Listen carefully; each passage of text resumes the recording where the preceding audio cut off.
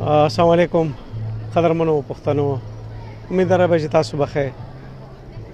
زما دعا او زما زړه همیشه هم تاسو سره درځيږي.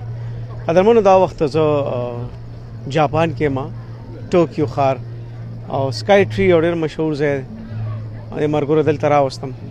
یو څو ورځې وړاندې راغلی خو زما طبیعت د قابل نه تاسو سره مې مرکه کړې وې.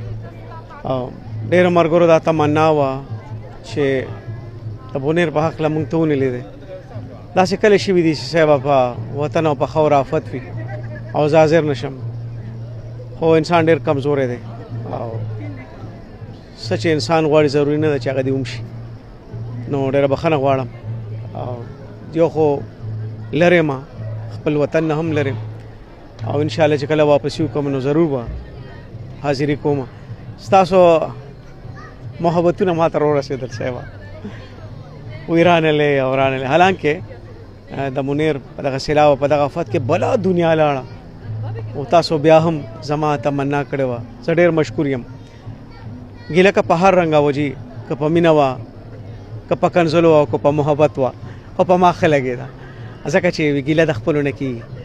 زه نه صوبه یم نه حکومت یم او نه ما سره څه دومره وسایل دي چې زه درغلی وی او ما بلته څه کړی وی او تاسو زما هلته حاضري غوښته.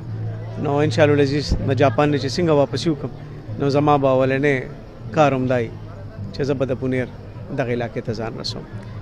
الله دې د پښتنو هره سخته معاف کړي. په جاپان کې مې څو ورځې تېرې کړې، طبیعت خو زما ناساز و، راوتې نوم نن یې مرګور لږ راوویستم، طبیعت مې لږ گزاره کوله. خو تاسو یقین وکړئ چې دې وطن ته ګورئ، د دې چاپېرچل ته ګورئ نو ته به خدای پاکه چا بل جهان او بل دنیا جوړه کړې ده.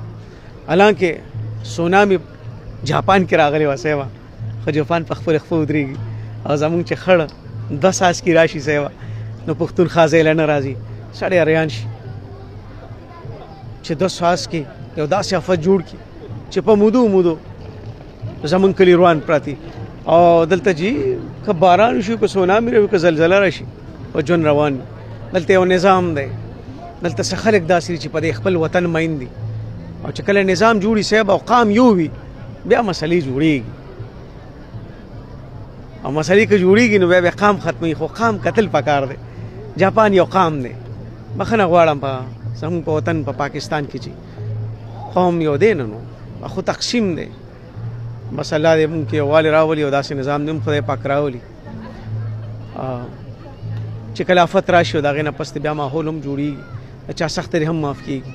اوس په ما د بونیر په دغه خاورو کې بلا مړیلا پراتی، رب کائنات ته د پښتنو غم او تکلیف ختم کړي او باقي زما خبره شوه نو لرې ما فی الحال جاپان کې څنګه چې واپسي وکړم ضرور به راځم، ضرور به حاضري کوم. زه ستاسو مننه ډېره زیاته کوم، تاسو چې کوم محبت او کومه مینه ما له په هر صورت یې راکړه په ایمان پړه مې لګي.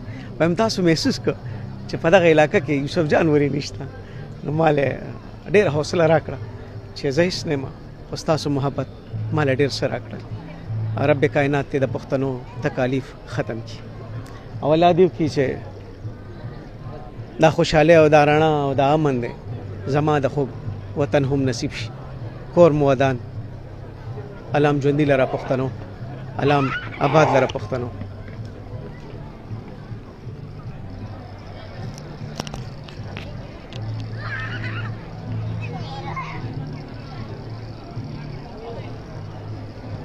Yeah.